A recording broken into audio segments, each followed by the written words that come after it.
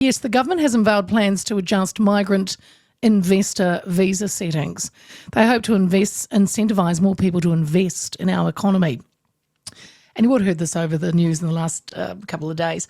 The changes will be made to the Active Investor Plus visa, which provides a pathway to residency for wealthy individuals willing to invest in New Zealand, into our economy. Under the current law, those applying for the visa must have at least 15 million or weighted equivalent in available assets or funds. But from April 1, the current weighting system for an AIP will be replaced by two, which they're simplified, investment categories. One's a category growth that focuses on higher risk investments, including direct investments in New Zealand businesses and managed funds, and will require a minimum investment of 5 million for a minimum period of 3 years. The other is called a balanced category and will focus on mixed investments, including ones that are the lower risk. They include bonds, new property developments, listed equities, existing commercial or industry property developments, philanthropy, and managed funds. Now, they've got to have a minimum investment period of 10 million over 5 years. Other changes include expanding the number of acceptable investments and removing possible barriers like the English language requirement.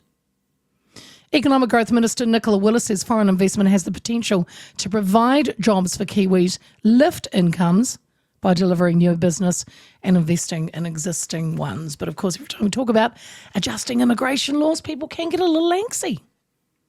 Former Minister of Immigration Tuariki Delamere implemented policies aimed at attracting skilled migrants and investors to New Zealand. Notably, he introduced the investor category visa.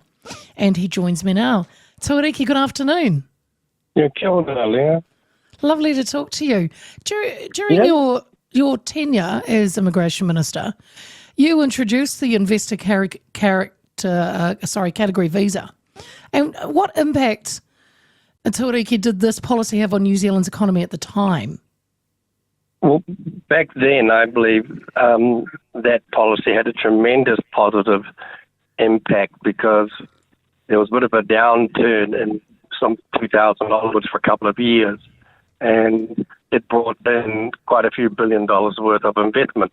And it's had refinement over the years, but the current policy that was brought in 2022, they called it the Active Investor Policy, and I went on record and was interviewed on TV1, TV3, that it should be called the Inactive Investor Policy because no one was applying for it because it was so complex and right. just so beyond what other countries were offering. Yes, I congratulate Erica Stanford, Nicola Willis for finally bringing it down to something that is, I think, will succeed. Okay, yeah, because you were right. You said it was overly restrictive, the requirements. So how do you balance? How should New Zealand balance attracting wealthy investors and ensure they can contribute meaningfully to the economy rather than, some would criticise saying they're just going to park money here?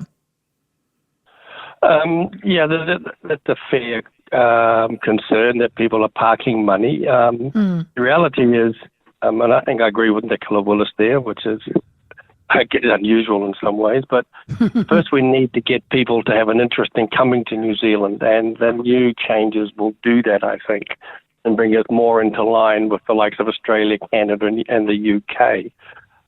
But the previous policy, if I was filthy rich, which unfortunately I'm not, and I was looking to migrate somewhere, if I open up the existing policy, within 2 minutes I'd be going somewhere else because it was so complex. It was just so very, very complex and totally unmanageable, and it's proven to be that. So it's good we've seen some changes, but also it was really only targeting, that the previous government denied this, but it was only targeting Australia, Canada, UK, and the USA because you had to have a high level of English.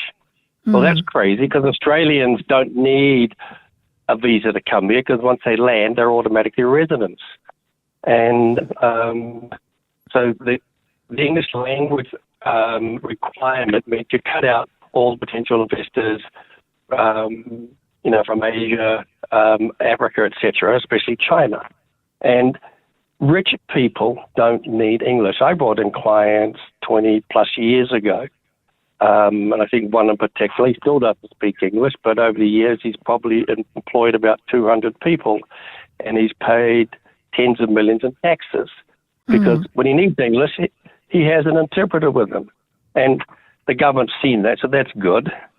And they've simplified it because it was so complex before, and this is a lot more attractive. And, they were forcing people into policies that the Kiwi Fund are prohibited from doing. High risk, brand new companies have no track record whatsoever, and being forced into those based on, I guess their word of NZTE advisors who would have had no experience in this either. So I'm pleased with the changes. We have to give it time to see how well they work, but I think we will see a big uptake from various countries. Tuariki, do you, I mean, and in your time as well as Immigration Minister, and I think nowadays too, some people, when we hear, we want wealthy foreigners to come to New Zealand, some people kind of get their back up against it, bringing in these wealthy billionaires or whatever to do what they want in our beautiful country. Do you, not that they can do what they want, but you would have seen it when you were in Parliament. I don't think it's changed much. Do you still think there's a bit of a, I don't want to say backlash, but some people aren't that keen to hear the government, I agree. Wanting these, opening up the doors to their, their rich mates? Well, I wouldn't say the rich mates, but I understand. There is this apprehension out there. There was one person in particular, we didn't even make this person go through the residency investor policy. We just gave him citizenship outright, and we gave him a passport, and he's never been back since, now as I can tell. But yeah, I probably shouldn't go any further on that one. But most of these people, I brought in a lot of people, our company, and they've done well. And not all of them have contributed as much as I had hoped, but most have.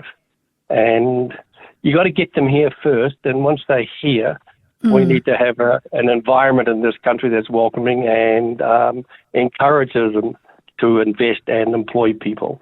Because, to get the economy going, you actually need people investing. And I think this is a step in the right direction. Tuariki, do you find it interesting Winston Peters isn't opposing the moves following his demolition of National's foreign buyers tax plan it took to the election? No, it doesn't surprise me at all. Winston's an interesting character, but what you got to say is, he's been in Parliament longer than more than half the MPs since they were born, sort of thing. True. So he's been around the traps, and he's seen how this policy has benefited the country in the past. It's never 100% perfect, but I think it's a huge step in the right direction. Last month, the government said it planned to loosen visa requirements for visitors who want to tour New Zealand but still working. They work remotely. It's called the digital nomad, as you'd know. There's concern they could potentially make it harder for renters in the hotspots like Queenstown and Waiheke that are already struggling, locals that is, to find rentals. Is that something we should be a little concerned about? I think personally that policy was the policy you announced when you don't really have anything to announce.